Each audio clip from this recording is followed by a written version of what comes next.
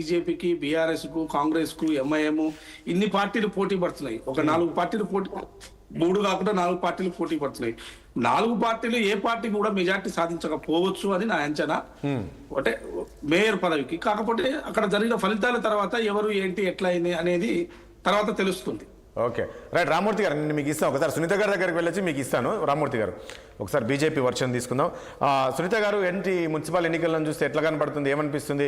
ఇప్పుడు నా దగ్గర ఉన్న సమాచారం చూస్తే అక్కడ కాంగ్రెస్కే ఆధిక్యంలో ఉన్నారు. కాంగ్రెస్ బాగా పుంజుకుంది, కొన్ని వార్డులు కూడా గెలుచుకున్నారు, కైవసం చేసుకున్నారు బీఆర్ఎస్. కానీ ఎక్కడ బీజేపీ కనబడట్లేదు. ఏంటి బీజేపీ ఎందుకు ఆ స్థాయిలో ప్రజలు బీజేపీని విశ్వసించలేకపోతున్నారా, లేక క్యాడర్ ఉంది కానీ లీడర్ సరిగా లేక బీజేపీకి వైపు ప్రజలు రాలేకపోతున్నారు అనుకోవచ్చా?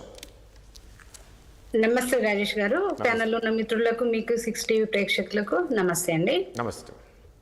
ఇప్పుడు ఇక్కడ ప్రభుత్వము ఇంకా 3 సంవత్సరాలు ఉండబోతుంది, అది అందరికీ అర్థమైన విషయమే సార్. ఇప్పుడు లోకల్ బాడీ ఎలక్షన్స్ ఏవైనా మనం ఇప్పుడు కాదు, గతంలో చూసుకున్నా కూడా మనకు బీఆర్ఎస్ ప్రభుత్వం స్వీప్ అవుట్ చేసిన పరిస్థితి కూడా మనం చూసినాం వాళ్ళ గవర్నమెంట్ లా. ఎందుకు అంటే ఏ గవర్నమెంట్ కైనా కూడా ప్రోగా ఉంటున్నాయి మనకు లోకల్ బాడీ ఎలక్షన్స్ కానీ మున్సిపల్ ఎలక్షన్స్ కానీ ఫర్దర్ గా వాళ్ళ గవర్నమెంట్ కంటిన్యూ అవుతుంది. కాబట్టి ఏ దానికైనా మళ్ళీ ప్రజలు వాళ్ళ కాడికే పోవాలి, వాళ్ళ సంక్షేమ పథకాలు తీసుకోవాలన్నా ఇంకేదైనా డిపెండ్ కావాలన్నా కూడా గవర్నమెంట్ మీద డిపెండ్ అవుతారు. కాబట్టి ఖచ్చితంగా లోకల్ బాడీలు ఏదైతే సిట్టింగ్ గవర్నమెంట్ ఉంటో దాని ప్రోనే నడుస్తూ ఉంటే మనం గతంలో చూసాం, ఇప్పుడు చూసాం. ఇంకా బీజేపీ పరిస్థితికి వస్తే ఇప్పుడు మేము గతంలో కంటే ఇప్పుడు బాగా పుంజుకున్నాం సార్. మేము ఇప్పుడు ఖమ్మంలో ఇంతకుముందు మాకు అసలు ఎంట్రీయే లేదు. ఖమ్మంలో గెలిచినాం, అశ్వరావుపేటలో గెలుస్తున్నాం, హన్మకొండలో 3 సీట్లు వచ్చినాయి, మరిపేడలో వచ్చినాయి, దేవరకద్రలో వచ్చినాయి. ఇప్పుడు మహబూబ్ నగర్ లో కూడా చాలా సీట్లు రాబోతున్నాయి. మాకు మున్సిపాలిటీలు కూడా మాకు అక్కడ 1-2 రావడానికి అవకాశం కూడా ఉన్నది. ఇటు కరీంనగర్ ఇంకా రిజల్ట్ సరిగ్గా రాలేదు, కరీంనగర్ లో మేమే రాబోతున్నాము.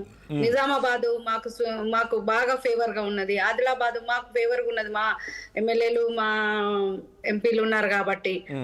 ఇక ఎవరైనా వాళ్ళ ఎమ్మెల్యేలు వాళ్ళ మంత్రులు ఉన్న చోట ఖచ్చితంగా వాళ్ళకి ఫేవర్ గా పోతుంది. ఇప్పుడు నల్గొండ చూసినాము, మాకు ఎప్పుడు అసలు ఖాతా తెచ్చిన సందర్భం లేదు ఈ మధ్య కాలంలో. ఇక అక్కడ కాంగ్రెస్ బలంగా ఉంది కాబట్టి అక్కడ 3 మంత్రులు ఉన్నారు కాబట్టి ఖచ్చితంగా వాళ్ళకు ఫేవర్ గానే వెళ్తుంది. నేను ఇంతకుముందు అన్నట్లు ఇంకా బీజేపీకి మీరు అనుకున్న దానికన్నా ఇంకా ఎక్కువ మున్సిపాలిటీ అభ్యర్థులను కైవసం చేసుకోవచ్చు. కానీ ఇక్కడ క్యాడర్ మీ లీడర్ సరిగా లేకపోవడము, మీలో సమన్వయం లేకపోవడంతో కాస్త మైనస్ అవుతుంది అనేది కొద్దిసేపటి క్రితమే మనకు లక్ష్మణ్ గారు అన్నారు. ఆ పరిస్థితి ఉందా? అట్లేం లేదు సార్. ఇప్పుడు మా లీడర్లు అంతా కలుపుకొని వాళ్ళు ఒక్కొక్కరు అన్ని జిల్లాలకు పర్యటించి మనకు ఎలక్షన్ల ప్రచారంలో పాల్గొనడం జరిగింది. కిషన్ రెడ్డి గారు, రామచంద్రరావు గారు, లక్ష్మణ్ గారు, బండి సంజయ్ గారు అందరూ వాళ్ళ నియోజకవర్గాలే కాకుండా వాళ్ళు అదర్ కాన్స్టిట్యున్సీలో కూడా తిరగడం జరిగింది. అక్కడ ఎక్కడ వాళ్ళకి మధ్యలో గ్యాప్స్ ఏం లేవు, అంతా ఉమ్మడిగానే కూర్చొని ఉమ్మడిగానే డిసైడ్ చేసుకోవడం జరుగుతుంది. ఇక్కడ జరిగింది ఏంటి అంటే ఇప్పుడు దేశవ్యాప్తంగా చూస్తే మోడీ గారు కావాలి ప్రధానమంత్రి అని అనుకున్నారు ప్రజలు. మోడీ గారికి బాగా ఆహ్వానించిండ్రు, 8 ఎంపీ సీట్లు గెలిపించిండ్రు. అక్కడ ప్రజలు వాళ్ళకు అప్పటికి ఏది అవసరమో అది ఆలోచిస్తుండని మనకు అక్కడ క్లియర్ గా అర్థమవుతుంది. మనకు జిహెచ్ఎంసీ పరిధికి వచ్చేసరికి ఇక్కడ భారతీయ జనతా పార్టీ ఉంటే బాగుంటుంది అని చెప్పి మనకు ఇక్కడ మున్సిపాలిటీ జిహెచ్ఎంసీలో గెలిపించడం జరిగింది. ఎమ్మెల్సీ సైడ్కి వచ్చేసరికి కూడా మనకు చదువుకున్న వాళ్ళంతా సెంట్రల్ గవర్నమెంట్ స్ట్రాంగ్ గా ఉంది, దేశవ్యాప్తంగా మంచిగా ఉంది, ప్రభుత్వం ఆర్థికంగా డెవలప్ చేస్తున్నాడు దేశాన్ని. ఇక్కడ మొత్తం డెవలప్ చేయడానికి అవకాశం ఉన్నది. మోడీ గారు ఇచ్చే ఏదైతే సంక్షేమ పథకాలు కానివ్వండి. సునీత గారు ఒక పాయింట్ ఇక్కడ, సునీత గారు ప్లీజ్ ఒక నిమిషం. సునీత గారు ముఖ్యమంత్రిగా ఇంత స్ట్రాంగ్ గా యాక్చువల్గా మేము గ్రామీణ స్థాయిలో లేము. మేము సర్పంచ్ ఎలక్షన్లు 100 సర్పంచ్ ఉంటే మేము ఇలా 1000 గెలవడం జరిగింది. సునీత గారు ఒక్క నిమిషం ఇక్కడ.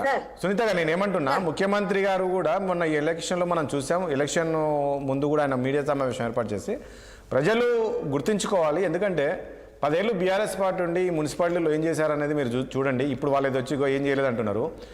తర్వాత 12 ఏళ్ళు అక్కడ బీజేపీ కేంద్రంలో ఉంది, వాళ్ళు ఏం చేశారు పట్టణాలకు. మీరు ఇవన్నీ కూడా గ్రహించి మీరు ఓటేయండి అనేది ముఖ్యమంత్రి గారు స్పష్టంగా చెప్పారు. 10 ఏళ్ళు ఉండి బీఆర్ఎస్ పార్టీ ఏం చేయలేదు, 12 ఏళ్ళుగా బీజేపీ అధికారంలో ఉంది, వాళ్ళు ఏమీ చేయలేదు పట్టణాలకు.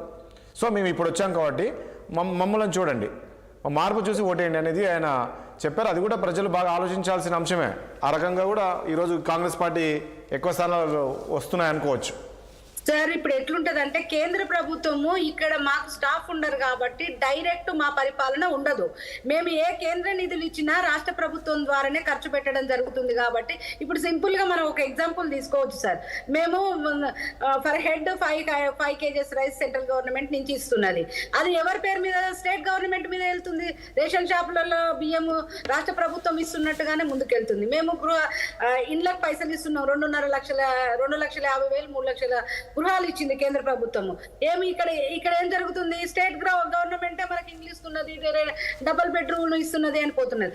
మేము ఇప్పుడు వచ్చేసి రోడ్లకు వేణుగోపాల్ రెడ్డి గారు ఏమో క్వశ్చన్ అడుగుతున్నారు. ఒక నిమిషం వేణుగోపాల్, సునీత గారు ఒక్క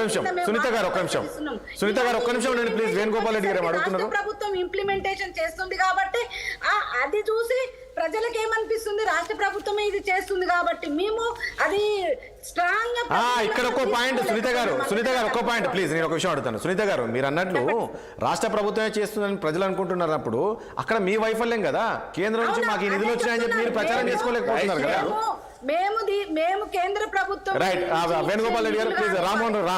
రామ్మూర్తి గారి దగ్గరికి వెళ్ళాలి ప్లీజ్. ఇవన్నీ మేము స్ట్రాంగ్ గా గ్రామీణ స్థాయిలో కింది స్థాయి దాకా మేము తీసుకుపోలేదేమో అని నేను కూడా భావిస్తున్నాను. ఎందుకు అంటే ఇప్పుడు కేంద్ర ప్రభుత్వంలో లక్షల కోట్ల రూపాయలు ఇస్తూ, బడ్జెట్ లో ఇన్ని వేల కోట్ల రూపాయలు ఇస్తూ, ఇన్ని ప్రాజెక్టులు ఇస్తూ, ఇన్ని మనకు డెవలప్మెంట్ కార్యక్రమాలు చేస్తున్నా కూడా యాజ్ ఒక కార్యకర్తగా మేము గ్రౌండ్ లెవెల్ లో ఇది మాది అని తీసుకుపోలేకపోతున్నాం. ఇంకొకటి వీళ్ళు ఎప్పుడు ఏం చేస్తున్నారు? కాంగ్రెస్ గవర్నమెంట్ ఏం చేస్తున్నదండి, ప్రభుత్వం ఏం చేస్తున్నదంటే మేము ఇచ్చినవన్నీ వాళ్ళు ఇస్తున్నట్టుగా చేసుకుంటూ మళ్ళీ బదనాం చేయడం కూడా చేస్తున్నది మీదంగా. ఎందుకు అంటే ఇప్పుడు బీఆర్ఎస్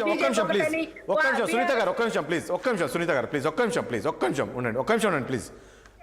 వేణుగోపాల్ రెడ్డి మీరు చెప్తున్నారు రామ్మూర్తి గారి దగ్గర. రామ్మూర్తి గారు, ఒకటి సునీత గారు చెప్పేది ఏంటంటే మొత్తం మేమే ఇస్తున్నాం, మొత్తం మేము. లేదు, ఇది ఏమి ఇవ్వట్లేదు.